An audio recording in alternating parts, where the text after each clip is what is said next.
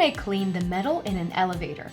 The finishes on elevator cab entrances and fixtures are carefully chosen for both their visual appeal and ease of maintenance. Proper maintenance is essential to preserve the appearance of these finishes, withstand heavy use from passengers, and meet the aesthetic standards expected by riders. There are also outside elements that can corrode surfaces on elevators and may require more frequent care. When it comes to brass and stainless steel elevator cabins, one needs to properly mask the area using masking paper and tape. Brass and stainless steel coated cab panels with a mirror finish add elegance and sophistication to the elevator. However, this finish requires regular care and attention. This is best done by technicians who specialize in metal restoration services. To effectively clean and maintain stainless steel, they use the appropriate materials and techniques with precision. It is crucial that our technicians pay attention to the direction of movement when cleaning an elevator surface, avoiding circular or horizontal motions,